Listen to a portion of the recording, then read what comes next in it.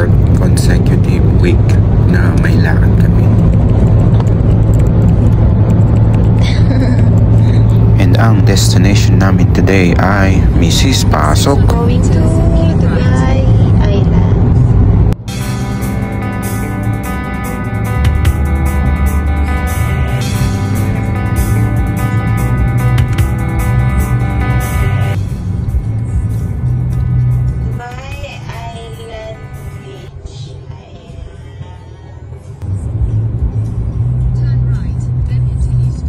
From Coral Deira Hotel to Dubai Island is around 16 minutes, maybe 20 in the busy time.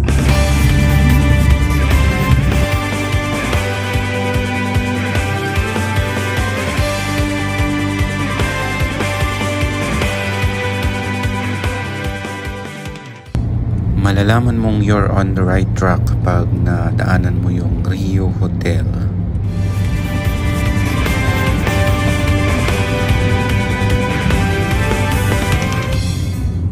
Katabi lang niyan ang Centara Hotel. So after ng Centara, kakanan ka na lang dyan. Tapos next nun is Roundabout.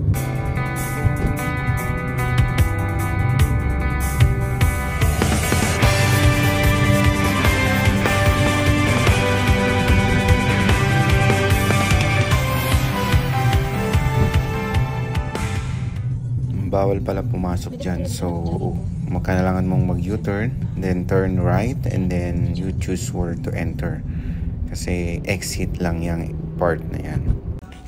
And there you go, Dubai Island Beach.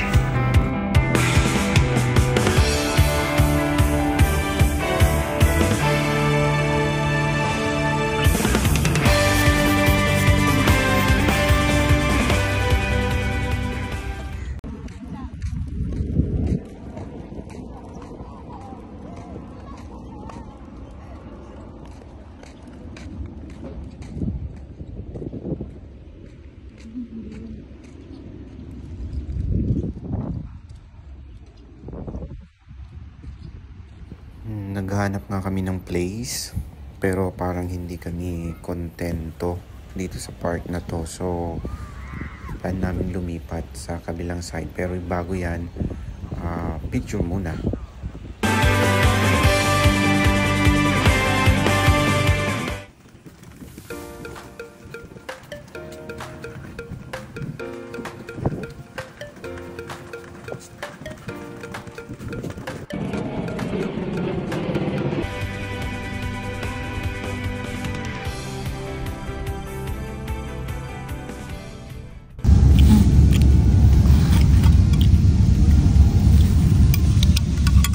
Take out, take out, take out, take out. Binili. Copy ko. Dagat. Ito talaga yung pinupuntahan namin sa beach. Mag-breakfast by the beach. So after kumain, konting pahinga, tapos maliligo na ulit.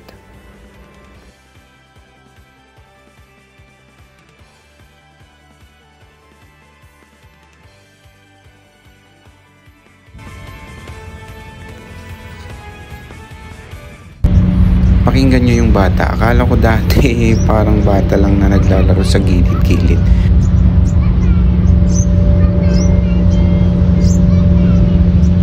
Tapos makita-kita namin nakasakay pala dun sa tatay na sa surfing na hinahatak ng boat.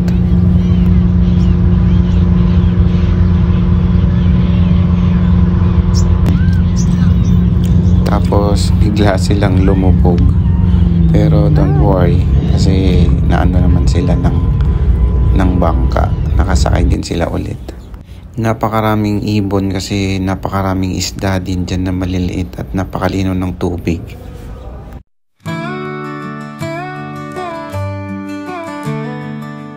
Dusty roads, the name in the skies.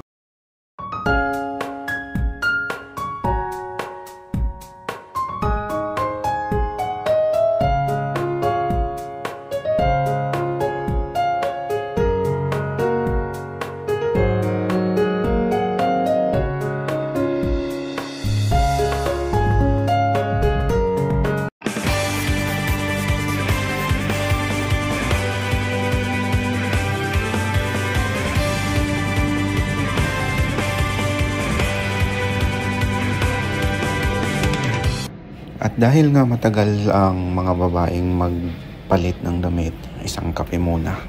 Kopi ko blanca.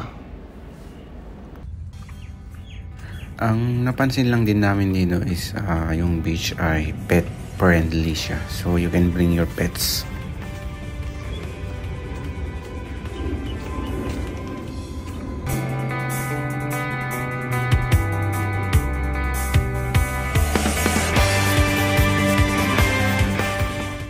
At natapos na naman ng isang araw mga katrip ng gala namin, weekend gala.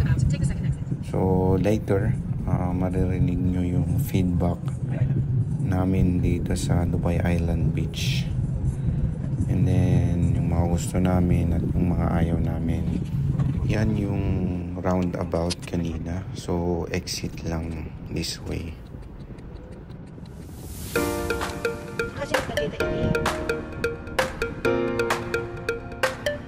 So yung beach side is basically parang likod lang siya ng Rio at Centara Hotel.